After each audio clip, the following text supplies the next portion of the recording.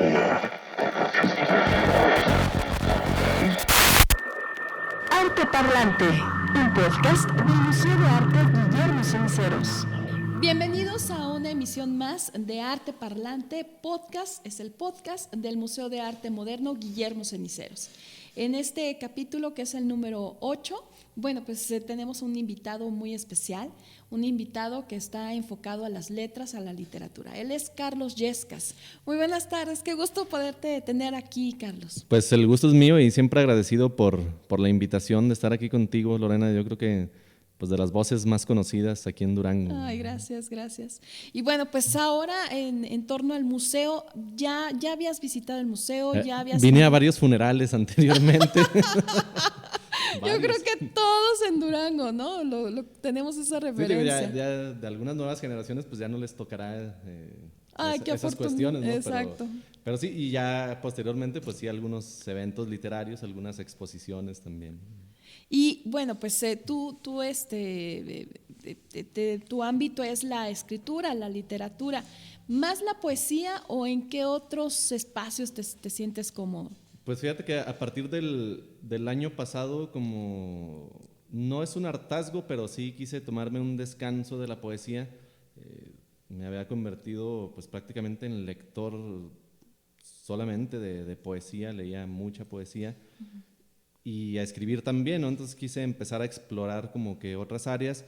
Empecé a escribir algunos cuentos o lo que yo pensaba que eran cuentos, ¿no? Empecé a hacer como ejercicios de narrativa, uh-huh. Algo de ensayo que me llama muchísimo la atención, y también la crónica. He estado trabajando un poquito de esas cuestiones, ¿no? Para pues sí darle un descansito a la cuestión poética. ¿En qué momento la literatura te impacta? O sea, ¿en qué momento de tu vida dices, wow, esto es lo que más me llena y con lo que siento que me expreso mucho más fluido? Desde muy niño. Yo creo que tuve la fortuna de que ahí en mi casa siempre hubo libros. Mi papá es muy lector todavía, y entonces siempre hubo muchos libros ahí en la casa, ¿no? A mí me llamaban la atención esas cosas raras que había ahí, ¿no? Entonces yo soy el menor de mis hermanos y les pedí a ellos que me leyeran, ¿no? Me llamaba mucho la atención los cuentos, ¿no? Empezaba inmediatamente a imaginar cosas. Luego, cuando estaba en el kinder, yo le pedí a mis papás que me sacaran del kinder porque me aburría muchísimo de que nos pusieran a dibujar con crayolas. Pues en esos años era diferente, ¿no? Ahora ya te enseñan a leer y muchas cosas más, ¿no? Antes era así como que, pues ahí para que se entretengan los niñitos, ¿no? Y bueno, pues afortunadamente mis papás accedieron, me metieron muy chiquito a la primaria, que ni siquiera me pelaban, ¿no? O sea, me aventaban ahí un rincón como que, pues esté bien ahí nomás de cotorreo. De oyente. ¿No? Pero pues era tanto mi deseo por leer que aprendí muy rápido, ¿no? Entonces ya fue como que deshacerme de mis hermanos y decirle, pues ahora yo puedo leer mis propios libros, ¿no? Claro. Ya en primero o segundo de primaria, algo así, yo siempre me negué rotundamente a participar en los bailables, que me parecían aburridísimos, y creo que todavía siguen siendo tan aburridos porque ponen las mismas canciones desde mis épocas. Sí. Yo escucho en festivales escolares, son las mismas canciones. Entonces me dijeron, pues está bien, no bailes, pero tienes que hacer algo, o sea, no te la vas a pasar nada más ahí como que sentadito ahí, ¿no? Me pasaron un texto, un poema, y de ahí fue como que un clic, ¿no? O sea, yo intuí que en la poesía había algo para mí, no sabía qué era. Creo que todavía no lo descubro completamente qué es, pero yo desde ese momento me enganché ahí, ¿no? Dije, esto es algo para mí, ¿no? Ajá, exacto. Ahora, de ahí a lo que es la oratoria, de manera así muy primaria, muy básica, a escribir, ¿en qué momento empiezas a escribir ya formalmente? No formalmente, pero empecé a escribir en la secundaria con la idea no de escribir poesía. Mi idea era escribir canciones de rock and roll porque yo quería ser un rockstar, ¿no? ¿Qué tal? Ese era mi sueño, ¿no? Estar con una banda y cantar mis canciones. Pero realmente los textos eran malísimos, nunca aprendí a tocar ni un solo instrumento porque soy muy desesperado, y pues la voz no me dio para el rock and roll, ¿no? De repente me sale bien una que otra de José Alfredo, pero para el rock and roll no me dio. Entonces ¡Qué genial! Decidí abandonar ese proyecto, y bueno, en ese transcurso seguí leyendo, seguía leyendo y leyendo y leyendo, y me encontré con mucha poesía, sobre todo de los llamados malditos franceses, ¿no? Empecé a leer a Baudelaire, a Rimbaud, a Verlaine, Y ahí fue como que un nuevo clic, ¿no? Dije, caray, pues esto es... Oye, pero es que la poesía tiene musicalidad, ¿eh? Es Incluso 100% música, hay, ¿no? hay unas piezas, hay poemas que se han convertido en canciones muy populares. Claro. No sé, tú que eres el experto aquí, ¿Cantares es una de ellas? Sí. Es una pieza, es una obra, un poema que finalmente Joan Manuel Serrat lo canta. A mí me parece lo que hace fabuloso. Serrat es genial, ¿no? Sí, Porque, sí. o sea, capta muy bien la música del poema y lo traslada ya al terreno, pues ahora sí, musical, vamos, ¿no? Me parece genial lo que hace. Entonces definitivamente la música, no renunciaste a ella por Sí, definitivo. me gusta mucho, o sea, yo estoy todo el día con música, ¿no? Me gusta muchísimo y pues me lleva también a ese estado para poder crear también. Me alimenta mucho la música, pues el cine también. Entonces, ¿la poesía fue por ti o tú fuiste por la poesía? Pues yo creo que en algún momento nos encontramos, ¿no? Fue como que el momentito en el que nos teníamos pues que reunir, ¿no? Y decir, caray, pues aquí estamos los dos ahora sí. Ajá. Y ya pues posteriormente yo no me di cuenta, pero en la universidad yo le había mostrado algunos de mis escritos a un buen amigo, pero pues de forma así nada más personal, ¿no? Yo no me di cuenta, pero él fue y me inscribió a un festival ahí en la UGED y de repente me hablaron, oiga, pues, su presentación es tal día, tal hora, pero ¿de qué? O sea, pues tiene que venir a leer sus poemas. ¡Qué maravilla! Y dije, bueno, pues ya estoy aquí, pues me la aviento, ¿no? Claro. Y fue ese como que ya el empujoncito para empezar pues a mostrar un poco más abiertamente lo que estaba haciendo. ¿Cómo es tu proceso creativo? ¿Cómo trabajar en poesía? Porque pues la idea romántica es de que llegan las musas y casi te susurran los versos, pero yo creo que nada tiene de ello, porque de verdad es un trabajo completo, es trabajar en ello. Todo el trabajo de escribir sí tiene como un componente pues de adentro, ¿no? De las tripas, es decir, quiero escribir sobre esto. Pero el verdadero trabajo es estar revisando y revisando y revisando y revisando y nunca terminas de revisar, ¿no? Decía Alfonso Reyes que para lo que sirve publicar un libro es para dejar de revisar en un momento determinado. Y creo que es así. Yo a veces leo las cosas que ya he publicado y digo, ¿cómo me atreví a hacer eso? Que todavía hay que corregirle ahí, Sí, ¿verdad? o peor si revisa uno así las libretas de hace años, dices, caray, pues que... No. Bueno, pero es que en ese momento es funcionaba. es parte del claro. mismo proceso, ¿no? Claro. Pero yo creo que no hay una receta mágica, ¿no? Cada quien tiene sus... Entonces, ninguna de tus piezas, ninguno de tus te llena, que te digas, este es así, el que de No. plano me siento satisfecho. No. Muy autocrítico, ¿no? Así muy severo contigo, ¿no? No, me parece que todavía no alcanzo ese grado de madurez poética. Entonces, trabajar para ti es estar constantemente en esta revisión, en Claro. estar creando. Sí hay momentos en que el mismo poema pide ser escrito, ¿no? Sobre todo, yo a veces escribo mucho sobre sueños. Empiezo a soñar alguna cosa y cuando me levanto en la mañana traigo como que el pie de verso ya en la cabeza, ¿no? Digo, quiero escribir sobre esto. Y ya conforme va pasando el día, pues ahí medio lo voy masticando y por lo regular escribo en las noches. A mí se me hace muy, muy difícil escribir en el día, no sé por qué. Pues Siempre la tiene que ser serenidad noche. de la noche, el silencio. Y estar solo. O sea, yo no soporto que esté alguien así atrás y a ver qué estás haciendo, ¿no? Es para mí insoportable. O sea, no puedo puedo hacerlo. Necesitas tu espacio. Sí. Y ahora que decías que, bueno, pues esta situación de tu amigo que te inscribe en un concurso y finalmente ganas, ¿cómo es esto de los premios para ti? ¿Cómo impactan en tu trabajo como creador? ¿Es como una palomita? ¿Lo ves pues como una cuestión paralela? ¿Cómo impacta? Pues yo creo que siempre sirven, ¿no? Sobre todo cuando traen un premio en efectivo. En efectivo. Claro. Porque pues sí es complicado. Se dice, yo no estoy tan de acuerdo en que en México no haya muchos lectores, yo creo que sí los hay. Sí.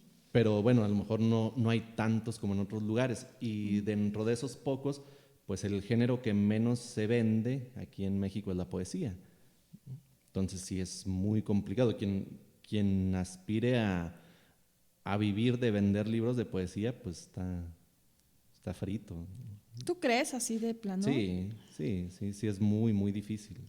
Sin embargo, la gente es muy, por ejemplo, tipo redes sociales, a replicar muchísimo a poetas totalmente. Y ahí es donde yo digo que realmente sí habemos muchos lectores, porque Claro. digo, en este tiempo actual, pues al menos lees los mensajes del WhatsApp Sí. o del Facebook, ¿no? Pero constantemente estamos leyendo. Claro. ¿Sí? Y los chavitos ahora, yo me doy cuenta, pues se avientan estos libros de sagas, que son unos librones de este vuelo y son 6, 7 tomos, ¿no? Y Claro. se los avientan como si nada. Entonces sí hay lectores, sí hay gente interesada en la lectura. Tal vez todavía no les llega el libro que los enganche todavía. ¿no? Exactamente. Digo, sí, muchas veces sí te dicen, tienes que leer El Quijote y los grandes clásicos, está bien, ¿no? Son grandes obras. Pero pueden ser Pero pesadísimos. no es obligatorio. Claro. Y ahí es donde como que empiezas a vacunar a la gente contra la lectura, ¿no? Desde chiquitos, ¿no? Contra la lectura y la escritura. O sea, si te portas mal, tienes que hacer 100 veces escribir que no me debo de portar mal. Desde ahí ya, pues ya en tu cabecita ya traes que escribir es algo tedioso, es un castigo, Claro. igual la lectura, ¿no? Te portaste mal, tienes que leer 3 capítulos de este libro para que me hagas un resumen.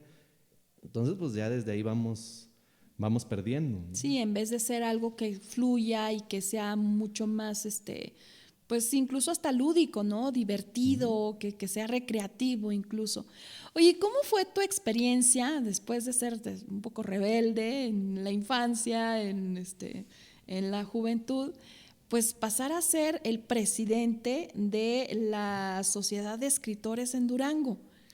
Porque es una investidura, implica ciertas responsabilidades. ¿Cómo fue eso? Pues yo también traté de pasármela de forma agradable, ¿no? De forma divertida. Claro. Sí generar algunos cambios. Creo que ya desde hace algunos años se ha venido gestando, a lo mejor no dentro de la sociedad, pero sí, pues ya surgieron otras voces dentro de la literatura aquí de Durango, bastante interesantes, ¿no? Ahora los vemos, pues ya son realidades totales, como el caso de Atenea Cruz, por ejemplo, a quien admiro mucho. Sacnicté Calderón, que también está muy metida en el rollo del periodismo, la crónica y todo esto, que es impresionante su trabajo, ¿no? Y muchos otros que están todavía por ahí dentro de todas las áreas, ¿no? Del cuento, de la novela, de la poesía. Y bueno, eso es para mí lo esencial. Y también traté mucho de ir a los lugares donde nunca llegábamos, ¿no? Empezamos a hacer algunas lecturas en el Cerezo, cuando se hacía el encuentro de escritores que venían, pues escritores importantes de otros países, de aquí mismo de México. Pues la idea era llevarlos allá, ¿no? a los lugares donde no vamos. Y creo que ahora con la pandemia se ha acelerado mucho este proceso que se tenía que dar, ¿no? Porque digo, a veces hasta salían por ahí algunos memes a manera de burla, decían, bueno, pues es que de todos modos nunca nadie va a las lecturas de poesía, o sea, la pandemia realmente no afecta en nada, ¿no? Siempre hay una o dos personas, entonces ahorita hasta tenemos mayor oportunidad de llegar a más gente a través de las redes sociales. Exacto. ¿No? Y creo que ese era un paso que se tenía que dar tarde o temprano, no solo ahí, ¿no? También en otras áreas, como los mismos medios de comunicación, ¿no? Creo que lo que vino a hacer la pandemia fue simplemente acelerar esos pasos que se tenían que dar. ¿Tú crees que también sea quien la interpreta o quien le da voz? Porque yo recuerdo un caso maravilloso de la gran actriz Susana Alexander leyendo poesía al final de un noticiero a las 8 de la mañana. Y bueno, era el acabose porque le llovían textos de poetas amateurs que le enviaban sus textos y ella le imprimía tal pasión y actuación que bueno, pues lo revitalizaba y tenía a la gente esperando esa sección que era solamente esa lectura. Entonces, ¿tiene que ver también quién interpreta tu poesía? Totalmente, ¿no? Para decir un poeta completo no basta con escribir, sino que sepas leer bien la poesía. Digo, a mí me ha tocado escuchar a mucha gente que antes me pasan el texto y digo, es muy bueno, ¿no? Es un gran poema, pero cuando lo leen se cae totalmente. Sí, ¿no? sí, y al revés, ¿no? He leído textos que, bueno, pues este está más o menos, le falta un poquito por acá, pero al momento de leerlo, o sea, crece el poema, ¿no? Que digo, pues, históricamente o desde los inicios la poesía está diseñada para ser leída en voz alta, no hay otra. por esta misma cuestión del ritmo, de la música. La poesía debe de estar siempre diseñada para ser leída en voz alta. Hay un programa maravilloso que lamentablemente tuvo que ser suspendido, que fue lectura en voz alta, que se hace en toda la República Mexicana con actrices, actores renombrados, personalidades especialmente del cine, de la televisión, para atraer lectores. Y entre ellos vino Alma Muriel, no sé si tú tuviste la oportunidad de irla a ver. Creo que sí. Qué increíble forma de interpretar a Sor Juana Inés de la Cruz, que es tan compleja, puede resultar pesada porque digerir un solo verso requiere digerirlo literalmente, de la gran inteligencia de poner cada palabra. Y ella es, no sé si tú tengas otro ejemplo de ese tipo de personalidades que realmente hacen eso, magia. Con un texto muy breve lo levantan al infinito. A mí me parece que uno de los grandes lectores de poesía era Jaime Sabines, que leía sus propios poemas, pero me parece uno de los grandes lectores de poesía. Sí. Y también uno de los poetas, o probablemente el poeta más popular en México. Sí, no digo el mejor, pero sí el más popular. Sí, el más popular, exactamente. ¿Se puede escribir poesía después del 2020? ¿O se puede escribir poesía con todo lo que pasó el 2020? Claro, yo creo que ese también es otro de los grandes errores que hay respecto a la poesía, ¿no? Porque por lo regular mucha gente tiene la idea de que la poesía tiene que ser romanticona, tiene que ser cursi, tiene que ser melosa, ¿no? De estas cosas de... Y dedicada al amor. Sí, ¿no? Y aparte también piensan que todavía todo tiene que ir en rima, o sea, todo tiene que ir rimadito, ¿no? Esto de las rosas son rojas, blanco es el huevo, feliz Navidad y próspero año nuevo, ¿no? Una cosa así tan simplona. Exacto, sí. Y luego hay los que están del otro lado, cuando empiezan a acercarse a una poesía que tiene unas temáticas diferentes, como pudiera ser ahora, me imagino surgirá también una poesía de la pandemia, de todo lo que ha pasado. Mucha gente dice, es que yo no me acerco a eso porque no le entiendo. ¿No? Pero la poesía no es una cuestión intelectual, sino es una cuestión de sensación, ¿no? ¿Qué me mueve a mí internamente? Ese amasijo de palabras que están ahí, ¿no? Esa música que puedo encontrar en la poesía.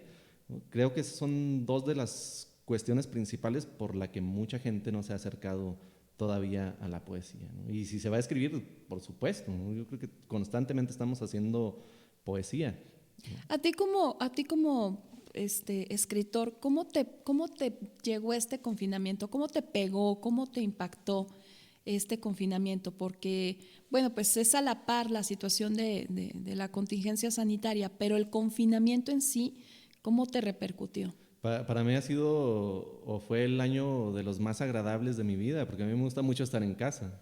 Soy una persona poco sociable, o sea, no salgo mucho de andar de fiesta o en los bares o en esto. Entonces, para mí fue algo increíble estar, un regalo. mucho, sí, la verdad, mucho más tiempo ahí en la casa. Entonces, claro. También tengo un niño chiquito, un hijo chiquito. ¡Ay, qué maravilla! Entonces, para mí fue como un regalazo de poder estar ahí desde la mañana, en la tarde y en la noche con él. Exacto. Ir viendo cómo va creciendo. Literalmente, ahora sí, poder observar Y bueno, el que saca mayor provecho de todo eso soy yo, ¿no? Al final de cuentas creo que mi hijo ha sido mi mayor maestro de todo, ¿no? Entonces, claro. Para mí ha sido un año increíble. Pero de disfrute totalmente, mientras claro. a otras personas lo han padecido terriblemente. Claro, que tiene uno también, digo, pues ciertas oportunidades, ¿no? Por ejemplo, a mí en mi trabajo pues he tenido la oportunidad de hacerlo desde la casa.